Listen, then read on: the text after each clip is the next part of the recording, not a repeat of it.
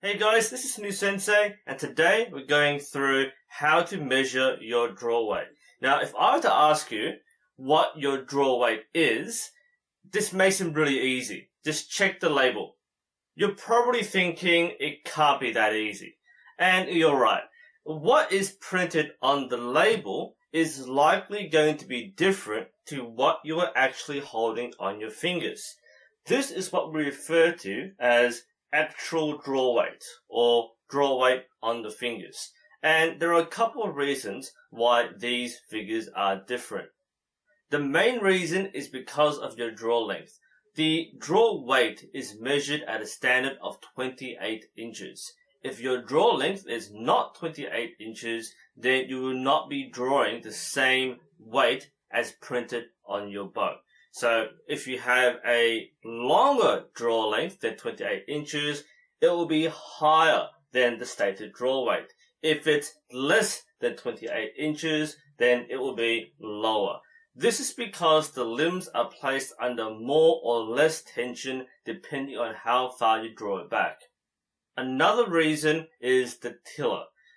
If your bow can adjust the angle of the limbs, and especially the case with the Olympic style target bows, then you can adjust the draw weight of the bow within 5 to 10% of the labeled draw weight.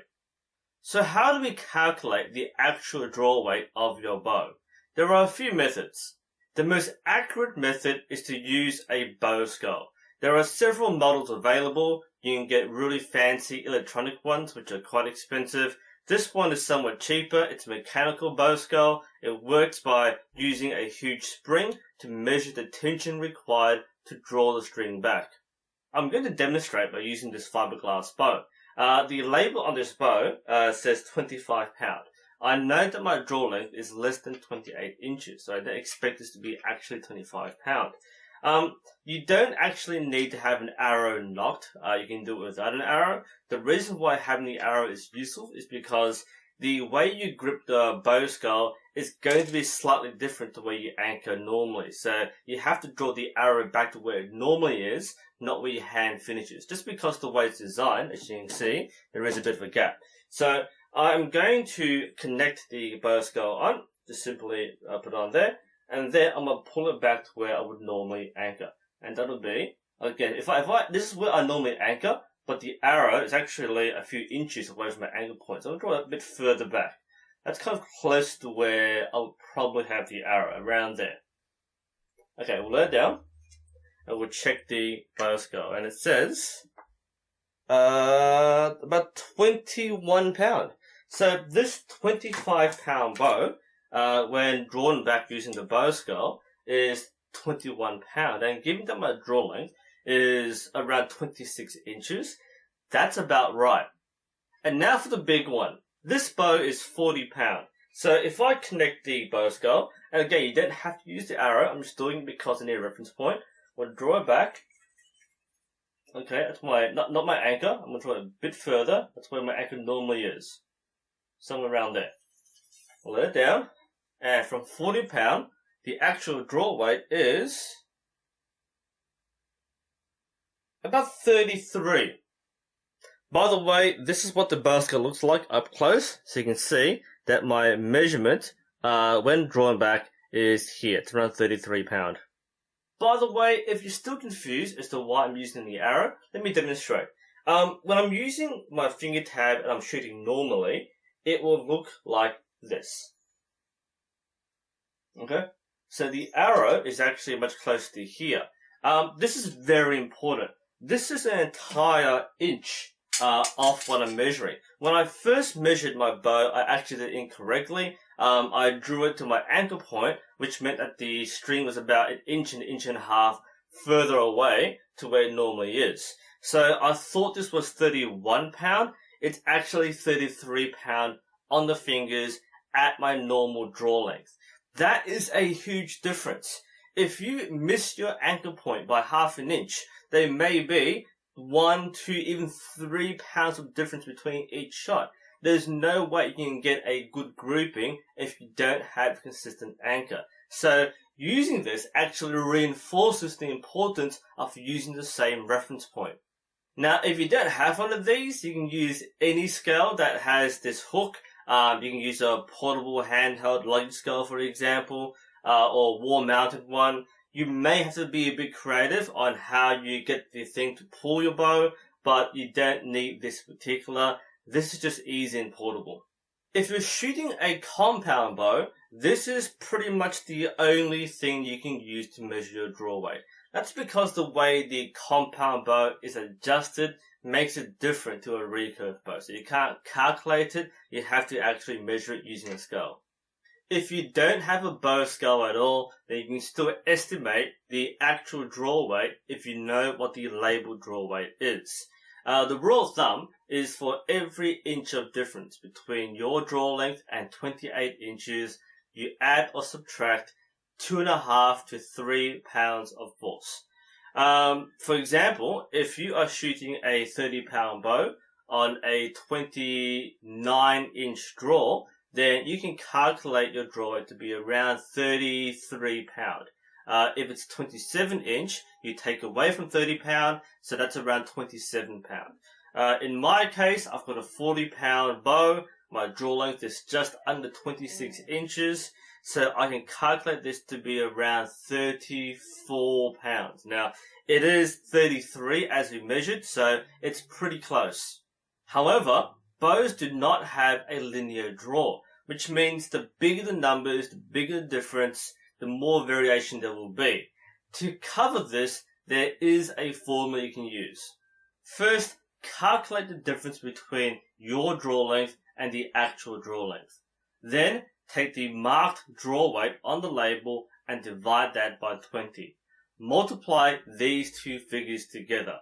Now, if your draw length is greater than 28 inches, add this result to the marked draw weight and you get your actual draw weight. If it's less than 28 inches, then subtract this figure.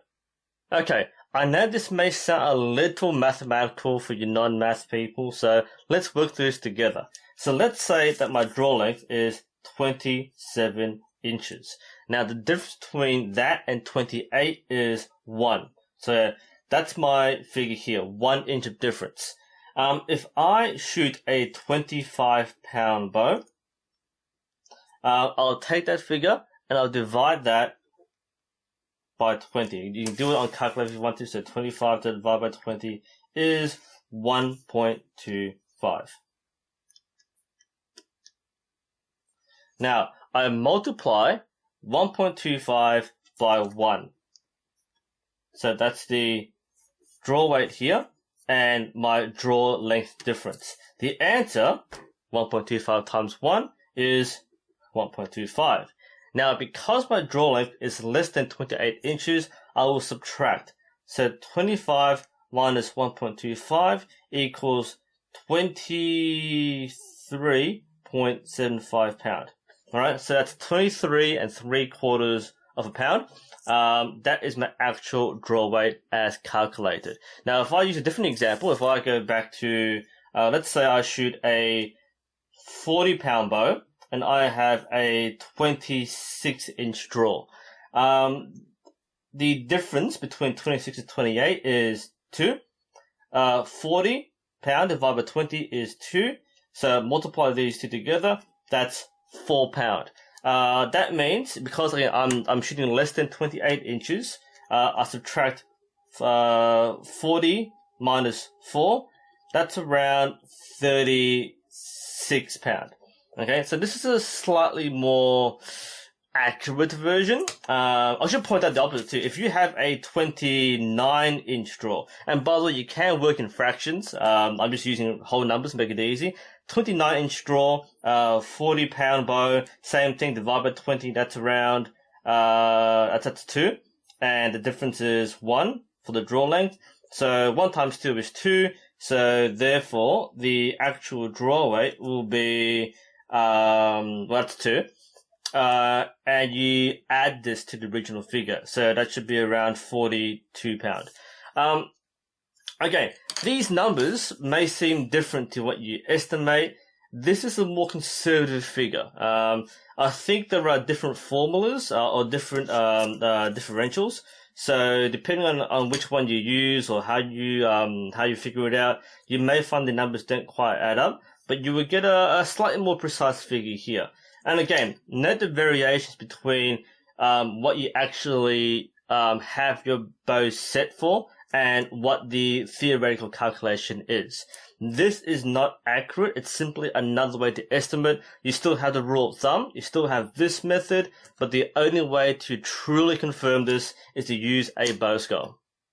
Now, these figures aren't the same as what I actually measured out to be, and this is because of differences like limb material, the adjustment of utility bolts, and so on. So this is only an estimate. The figures on paper aren't the same as what you will see if you actually measure it. There are too many variations. But this gives you a fairly good idea of what you are actually pulling. Again, you can't do this with compound bows. They function differently. The only way to measure them is to use a bow skull. Next question. Why should you know your actual draw weight? Firstly, it's nice to know. I know some people do have a draw weight ego. If I actually told you that your 50-pound bow was actually 30-pound on your fingers, it's not that impressive. More importantly, knowing your actual draw weight helps you tune your bow. This is mostly seen in picking your arrows.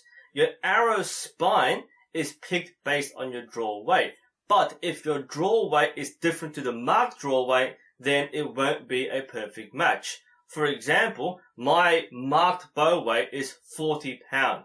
If I used an arrow that was rated for 40 pound, then it actually will be too stiff. As you've seen, I shoot around 33 pound, so I need a softer spine. This can be a very expensive mistake if you buy top quality arrows. That's why you need to know. This also explains why, if you bought arrows with your bow from an archery store especially, they still won't be a perfect match. Usually, they'll pick arrows based on the rated draw weight. They'll pick an appropriate shaft for a 20 pound or a 30 pound. But because your draw length is not exactly going to be the same, you may find the arrows won't perform as well. They'll be acceptable. They won't be flying everywhere. They'll be good enough for you to shoot and get started with, but they won't be a perfect tune. So you will be expected to buy new arrows once your form settles and once you have a consistent draw length. Anyway, this is NUSensei. Hope you found this helpful. Thanks for watching, and I'll see you next time.